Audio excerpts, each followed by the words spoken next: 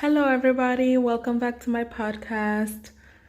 Whew, it's been a while. It's been a couple of weeks since I uploaded a new podcast. I apologize. I've been a bit busy with life and work and trying to do 50,000 things, but y'all, I appreciate you coming around and I am so excited to share this episode with you guys because I'm going to take you guys on a trip. Actually, I'm going to take you guys on my first trip to Shanghai. Recently, somebody contacted me and they wanted to apply for a scholarship program to study abroad, and they were very nervous. And I remember, and I try to think of my of like the first time I was planning to go abroad, and I was wondering whether or not I was nervous. And to be honest with you guys, because I've always been so excited and I dreamt of traveling, I have never really been nervous about traveling. I I'm nervous about flying, but I'm not nervous about traveling, okay? So just to experience how nervous they were or unsure they were was interesting, right? It was very interesting. And I was just like, oh, interesting, because they were asking me questions about, were you nervous about doing this? Were you like I was just like, no, I was excited. I was just like, whatever they needed me to do, let me do it so I can travel, because I've dreamt of traveling since forever. And to me, traveling was my way to freedom. So I was just, excited. The same way I was excited to go to college. I'm just like, oh, I cannot wait to get out of my mama house. I needed to get out of my mama house and everything. So there was, and especially being African, I did not have any plans to go to Europe to find myself. I always knew I was going to college. There wasn't a question about not going to college. I didn't even know it was an option. I didn't even know people can even think about not going to college. It's always been like, you going, life trajectory, you going to college. So so the same way I was excited to go to college, I was excited to travel. So I've never really was scared about traveling or of the process. I was very I welcomed the process. I was excited. Like my brain was just looking at the end goal, so I wasn't really nervous about the process. So I was just like, okay, let me just make sure I have everything and all of that. But yeah, so if you're in that space where you're afraid, where this is the podcast for you. This is See the World. It is the podcast following my blog post, because I know not everyone gets to read the blog. Not everyone likes to read. So a lot of people like to listen to podcasts as they're going to work, as they're in the office, they're looking to pass time. So I'm just like, okay, let me just turn some blog posts into a podcast and everything. So this is it. Welcome. Once again, welcome. And this is See the World. So for this story, I'm going to take you on my first trip to Shanghai. This was the first time I was going to travel. And before that, actually, I don't know if I told the story already, but there was this program. I think I told the story, or you know what, if you're listening, if this is the first episode that you're listening to, let's just start from the genesis, okay? So I went to college to study I was actually a health studies, because again, I'm from an African household, and being a doctor was the only job that was acceptable in my house. So either a doctor or a lawyer or engineer or a businesswoman, right? So those are the four career that is known to African parents. So anyone that stray away from that have to pay a ransom price. Have to pay their mama for the bed that they slept on for 18 years, the food that they ate, the transportation that they had, so I cannot go to school and be an artist unless I became a millionaire. like artist is not a job that is acceptable in an African household, okay? So so when I left my house for college, although I loved politics, my major, when I applied to school, my major was health studies. And then the first day of school, I changed it to political science. So, but before I did that, I had to give a soliloquy of what I wanted to use that degree for and the jobs that degree was going to give me, right? So I had to tell my mother I can be a diplomat, I can work for the president. And when she heard, the big names and ambitions that degree can give me, she allowed me to continue being her daughter. Okay, so yeah. So one of the reason why I loved politics and especially international relations, because there was a traveling component to it, and I've always wanted to travel. I always wanted to see the world, and to be honest with you all, I did not care where I went. I did not care as long as I was on a flight to a different place, away from my lovely African family. I was fine. I was good to go. So when I started college, I started with my political science major, but I signed up for this program, the Chinese flagship program.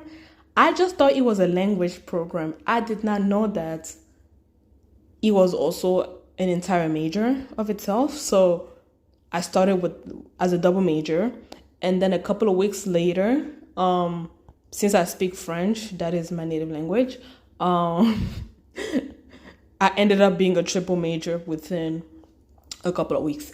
So like I had these three majors that kind of worked hand in hand with one another. And then I was very excited. And with the Chinese major alone, I was looking at 3 study abroad opportunities, right? So it was offering 3 study abroad opportunities, and you had to do 2. 2 was mandatory for the program. So with having 2 secured travel plans, I was excited. And I think that's why I put up with some of the professors in that program or I put up with the program in general, and how demanding it was, because I was just like, my goal was to travel. So I was looking to travel. And then when my French professors told me that, I can go study abroad in France, that's when I started being like, stop being type A about completing my Chinese work, because I realized if China does not work out, then I can go to France. And then one day I sat in my dorm and I thought to myself, how about if I did both? How about if I went to China and I went to France? And then I was like, you know what? I'm going to make it happen. Now, the risk of doing that was I had to do the Chinese program. I had to go to China first so I can get out of the Chinese program, so I can, focus on my other 2 majors, because my other 2 majors were going to lead to my career goals. And to be honest with you guys, I really wish I had completed my Chinese major. Hindsight is always 2020, but I wish that I completed my Chinese major. And the reason why I did not complete my Chinese major was because I took a year abroad to go to France.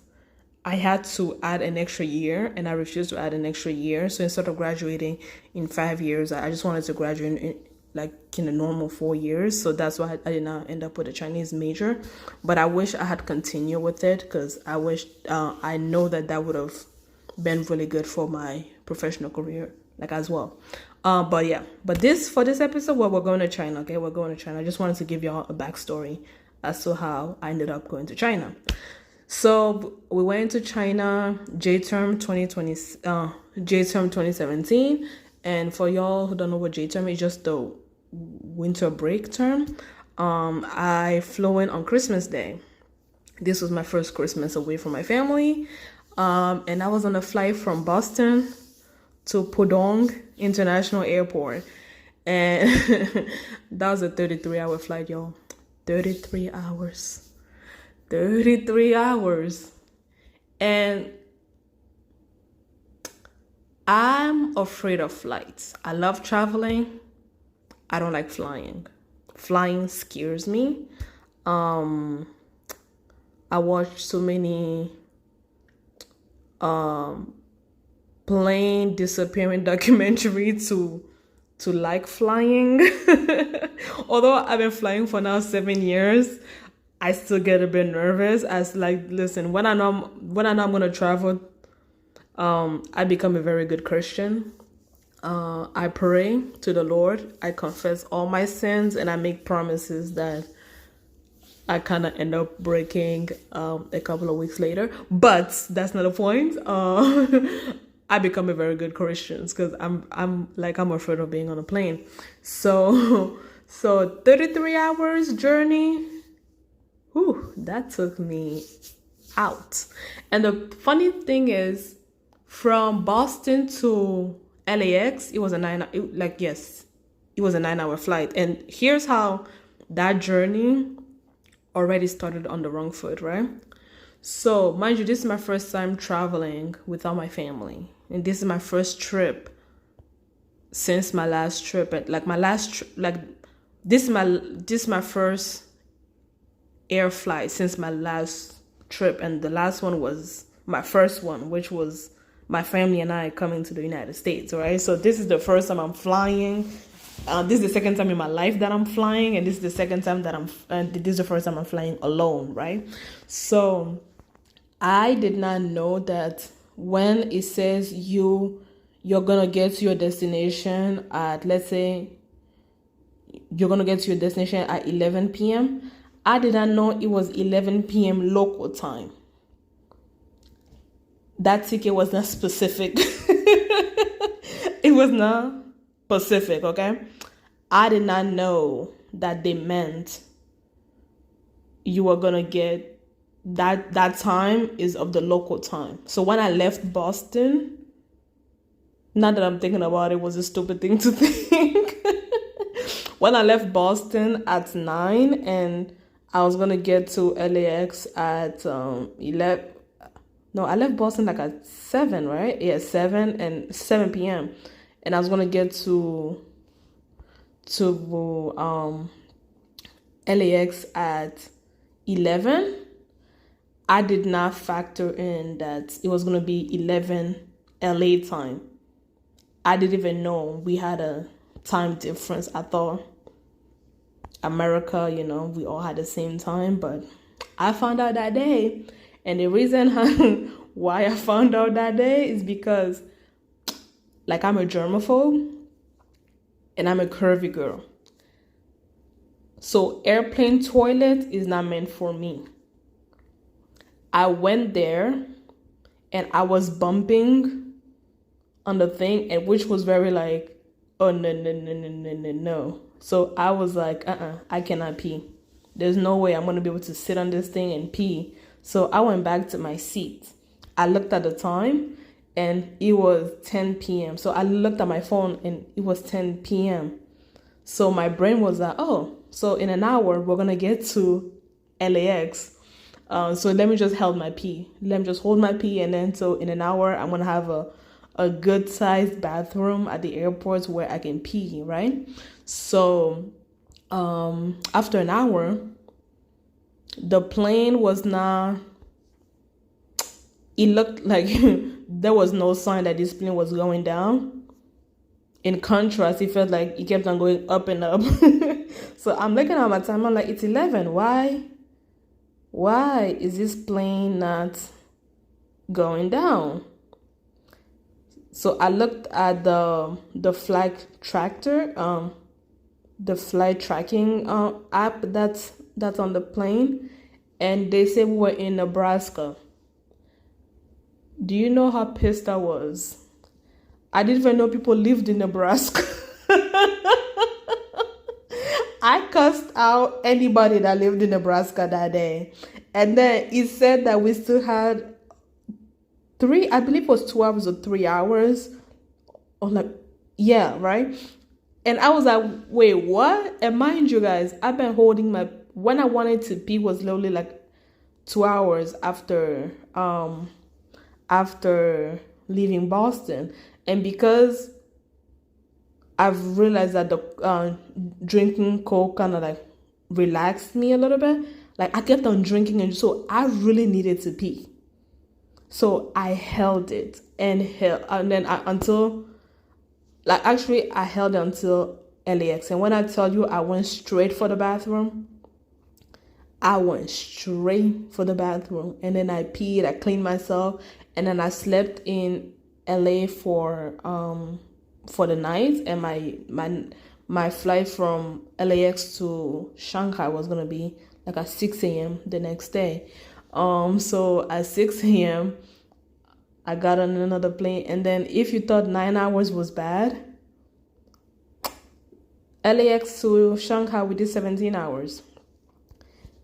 I never cried in my life. I never cried. Oh Lord. I had to use the bathroom then because you cannot hold your pee for 17 hours. And the people were flushing, but the thing did not it did not look like they were flushing. So when I went there and I could see what the other guy left, I was like, oh Lord, I was gonna die. I was like, God, please, Lord, where are we? And I found out how big Alaska really is that day. We were in Alaska for like 6 hours. I'm like, Lord, why are we still in these damn states, Lord? Well, and then we went to Russia, and that was even more. I was like, oh Lord. And mind you, this was during the time Trump and Kim Jong-un were having a war of words. So when I saw that we were about to kind of go like not like on North Korea air, but like but I could see like North Korea like on the map. I was like, Lord, I hope he's asleep, Lord. I hope it's nighttime and he's sleeping and he's not testing me at this time. Like, I was so scared. So we got to Shanghai. We got to Pudong Airport in Shanghai. That had to be the biggest airport I've seen. Like, that was a big airport. Pudong was a big, big, big airport. And then I got out. I took my bag. I was tired. I was hungry. Because I'm a picky eater, I did not really eat on the plane, so I was really hungry. And then I was supposed to wait for somebody to come pick me up, right? So I called my professor and told her that I arrived, and she said somebody was gonna come pick me up. I waited for another 4 hours, and no one came to. Okay, maybe they came, but I did not see anybody come to pick me up. I also couldn't tell who was supposed to come pick me up and everything. So I decided to take somebody was speaking English, right? They're like, oh, do you need a ride? And I'm like, sure. And then I thought she was gonna be the driver, but she was, comment on dit, in French we call them les commissionnaires. Like she was a taxi broker, basically, So she got the client, and then the client went with the taxi driver. Now, mind you, at that time, I've been learning Chinese for 3 semesters. Like I know basic Chinese at that time. Like my Chinese is not great. And then I talked to this guy. So I was thinking the driver also spoke English, but the driver did not speak any English. And the drive from the airport to the university was about like an hour and a half, and depending on traffic, he ended up being 2 hours. So imagine traveling for the first time in a country whose language you don't really like. You have to speak very slowly to kind of like, you have to think through your words, and Chinese is a tone language. And what I mean by that is like, depending on which tone you use, the word can mean different things. So when you are like a beginner, you really want to make sure you have the right tone in what you're saying, because one thing that you can say as flattery can end up being an insult if you use the wrong tone, So I'm trying to talk to this guy who only speaks Chinese, right? And he's speaking very fast too, and I'm just like, whoa, slow down, right? And then I'm looking at it. And I don't have my phone. My phone died. I have no way to call anybody. I have to trust that he's going to get me to where I'm going safely. Yeah, I This was a plot for kidnapping. This would have been a good plot for kidnapping, right? But so I was just trusting God. I'm like, and remember I told you I'm a good Christian when I fly to other people's country. I'm a good Christian. I was like, Lord, please, I hope I make it to the university. I hope this man does not make the wrong turn and then I end up somewhere that I'm not supposed to be in. So we got to the university. Thankfully, he was very nice. My paranoia was okay. And I think because I was able to say a couple of words, he kind of knew that, like, I think that also kind of saved me, because we would have, basic conversation. And then, of course, like, I was saying things that he, like, understood. But, like, he knew I wasn't fluent. But the fact that him seeing a Black person who knows Chinese words and is speaking it clearly, kind of, we can also say that, that was also a good thing for me, right? So we got to the university. I saw my professor. I got to my dorm. And that's when I realized I wasn't home anymore. The food that I was craving, I cannot have access to it. That's when the cultural shock started sinking in. That's because, mind you, I was very hungry. And I just wanted some spicy wings. I wanted some fries. Now, of course, later on, I did find, the McDonald's in Shanghai was so good. Like, they had wings and fries, and that's all I ate while there and everything. But that night when I got there, that's when the cultural shock came in, because I was just craving my mama's spicy chicken and fries and things. And then we went, and there was this, like, there were vendors who sold like street food, right? And when I walked past there, although I was experiencing cultural shock, I started also feeling some familiarity, right? The scenery looked like my childhood back in West Africa, where we had like vendors selling street food and everything. There were peanuts, like other people were roasting peanuts, people were baking sweet potatoes. And then I just like the scenery just started reminding me of my childhood. And then you don't picture a Congolese American speaking Chinese in China. My trip to China, of course I did not care where I went. Like, my goal was just to travel. But being there was just like it's a dream that I never dreamt of, right? But being there and starting to having this experience made China to no longer be a foreign country to me, right? I was finding a lot of similarities between the Chinese culture and the Congolese culture, right? Like, the street food was just so like, my childhood in West Africa, right? Or the Chinese culture and the African culture, right? So then going around and getting, getting the peanuts, the roasted sweet potatoes, and eating, that was just so fun. One of my favorite memories was just interacting with locals. And one of the people that went on this trip was a Chinese American, right? And he was born and raised in China. He was born and raised in the United States. And he spoke zero Chinese, zero. And if you guys know about the history of Asian migrants to the United States, there was this, because their parents and their forefathers were made fun of for their accents, you had a lot of Asian parents who did not want to teach their kids. And and to be honest with you, like, I won't just put it on Asian parents, but a lot of immigrants felt this way, right? They would not teach their kids their native language so that the kids can be American, right? So they can have an American accent, so they can speak clearly, so that the kids don't get made fun of or get told that they are not American enough or stuff like that. So like, yeah, so that's a immigrant history. Like, every time I tell people I'm an American, they be like, but you have an accent. And I'm just like, well, you have an accent too.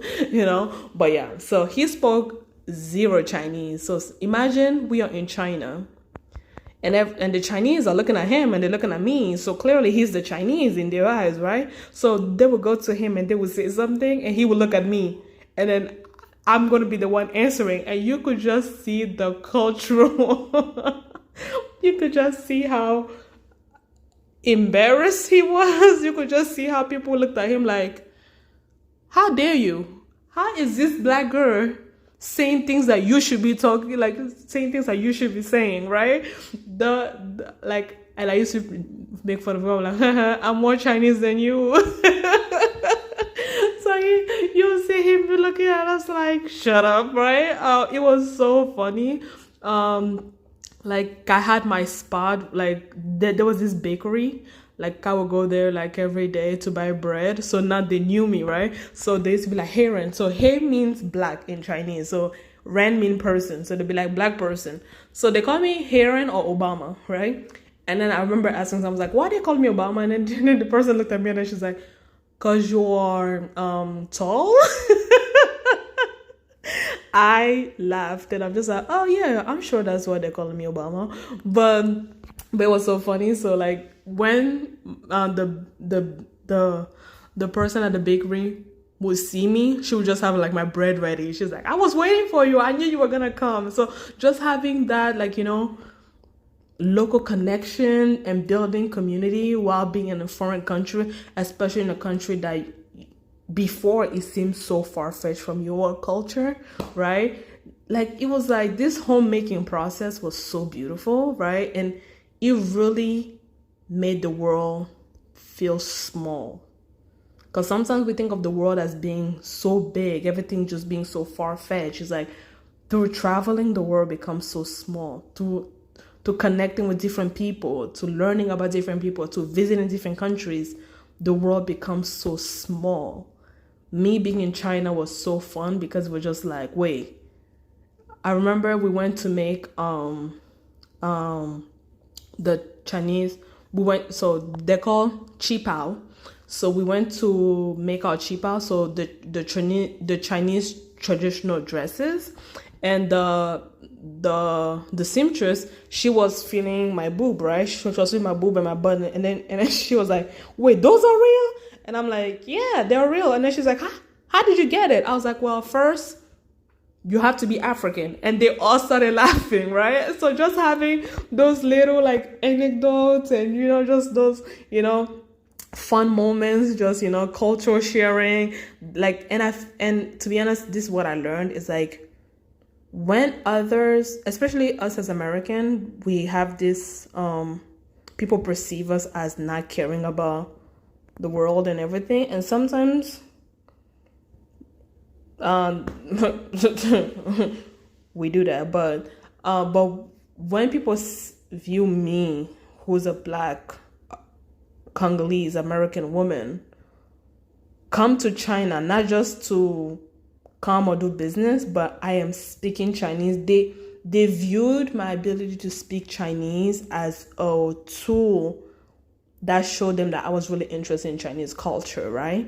So because I showed I was interested in a culture, they too became interested in mine, right? So then not only was I able to represent a different American, right? Because they're not used to black people in China, they're not used to, like, you know, black Americans, you know, if you look at the media and the way black people are portrayed, they don't really, like, you know, they don't have, some of them, let me not generalize it, but some of them don't have, you know, very positive or very, you know, so when people talk about like they were taking pictures of me, they were doing this, they were doing that, yeah, they do that a lot, right? They do. Like I remember we were in line getting dumplings, and then there was this mother who was carrying her baby, but her baby was facing me, right? So the mother could not see me, but her baby could, right? And then so, like, you know, the baby was smiling, and Nana was making the baby laugh. So when the mother realized that I was making the baby laugh, she turned around and she looked at me, and then she asked me if I wanted the baby. I was like, sure. So she handed me the baby, and I'm here playing with the baby and everything. This woman disappears on me. She leaves. And mind you, we're in China. I don't know who this woman is. And now I'm just like, we have to wait until a Chinese woman come and claim this baby, because I cannot just hand this baby over to anybody, right? So she left and everything, and then when she came back, she went to look for her husband, because her husband had a camera, so he can take a picture of me and the baby. So we were like mini celebrities there. So my white friends also were they were taking pictures. Like you had parents have their kids, come stand by us and everything so that they can take pictures with us. We were at the Oriental Pearl, and we were like on this floor that has glass floor, so you can see your death basically. Like, I'm afraid of heights, so imagine being like 500 meters up looking down, and I'm seeing cars going by, right? So I'm scared and I'm screaming and everything. And this other kid was also scared.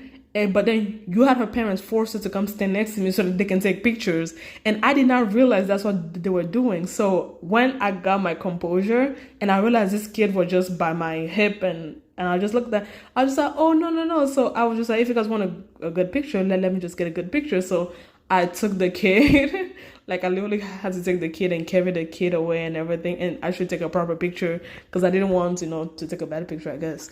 And then the father was like, can I get in the picture too? So it was just interesting, and just be like, okay, fine, let's take a picture, right? My friends also got the same treatments and everything. So it was very interesting. But I always credit that trip as the trip that raised me, right? Because although it was 5 weeks and it was my first time being away from home, but building a new home in a country I never thought I could build a home in, right? Like, I met people who were regular people. Now, and it's funny when, like, you view people as they are and not as a stereotype and not as what the media portrays and everything. Like, Shanghai is literally New York City, but times 10,000, right? So it's a blend of ancient Chinese culture and modernity, right? If you're in Shanghai, there are places that look like Manhattan.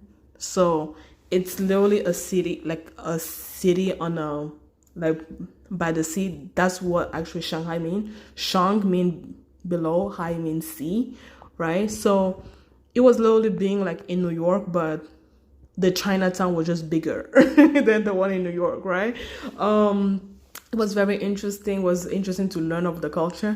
One of the fun attractions that we saw was the Love Park. So you know how there's Tinder, there's dating apps and everything. In Shanghai, there are parks where mothers come and they advertise for their kids. They advertise for their daughter, their son. Like, this is my son. My son is a doctor. He has gone to school for this many years. He has done this. He has done that and everything. And then you're just like, okay. And then the mom is like, yeah, my daughter too is good. And because of the one-child policy, there's more, and the favoritism on male versus female, there's more men than there is women. So if you end up dating a Chinese guy, child, that man's gonna be faithful to you. He's gonna be faithful because he doesn't have a lot of options to choose from. So they don't break up. They work on their relationship. That goddamn it, So it was very interesting. I remember my professor was trying to tease me, and then they're like, "Oh, should I advertise for you?" I'm just like, nah. Like, I'm gonna go home in 2 weeks, so never mind. But everybody was very nice, and it was so fun. I remember when I would go to like a restaurant or a McDonald's, because they saw that I was Black, they did not expect me to speak Chinese. So they would give me a menu with pictures, right? And then so when I realized that they were doing that, I decided to like speak and be like, oh no, like, wo xiang la la the jiro and this and that. They looked at me and they're like, wait, you speak Chinese? Why didn't you tell us? I'm just like, why did you assume I didn't speak Chinese? Remember that scene in Rush Hour? That's literally what happened. And when one person found out, they were just like, I'm going to pay for her food. So there were places where I did not pay for food because, I speak Chinese. So it was so interesting, and that really reinforced my love for traveling, my love for going to different countries, experiencing different cultures. One thing that I was not open about, and it has nothing to do with just because it was China, is food. I am not an adventurous eater. I'm not. Like I'm a picky eater, even at home, even with Congolese food, I'm very picky with what I want and what I don't want. One of the It's funny because when I went to Europe, my European friend took me to McDonald's, and I was just like, I've never had a hamburger. And they were like, wait, what? You're in America? You never had a hamburger? I'm like, no. Until today, I've never had a hamburger, you know? So I'm very picky with my food. I'm very picky about the things that looks pleasing to me to eat and everything. So yeah, so this is not just because it was a China thing. No, no, no, no. But yeah, food-wise, I was not picky. I stuck with my fried chicken. Like I did eat shrimp, I did eat fish and everything, but like I was not. I remember one of my friends, they had like horse meat and everything because they wanted to try what it tastes like, and I'm just like, nah, thank you. But yeah, but the other thing that I loved was like because everything was so cheap in China. Because when I left, just my first time traveling, and I'm very broke at this time. Like this is my sophomore year in college. I'm very broke, right? So I went to China with $500. That wasn't a lot, like, but in China it was a lot, right? In China, the train ticket was 3 yuan, and 3 yuan is like 14 cents, right? So because life was very cheap, I was able to kind of like live by those 5 weeks. The only thing I regretted not being able to afford was a trip to Disneyland Shanghai. I wish I would have made it, but I did not have the finances. And that's the thing about traveling is like, even when you're on a small budget, you can still have fun, and always know that there's always the next time, right? So one day when I feel like going on a 33-hour trip to Shanghai, I'm definitely doing Disneyland. But that time I was not able to. But still, my experience in Shanghai was the best. It was my introduction to traveling. I always am grateful to that experience because it really shaped me, and it really opened my world to different cultures and different food. Okay, not the food, I lied about the food, but different cultures and different languages. And it is honestly amplified the reason why I love to travel and I love to see the world. So yeah, that's my story. Thank you for listening. I can't wait to give you guys more stories next week. Have a good day, and please check out my blog, See the World. Until next time, have a safe flight. Bye.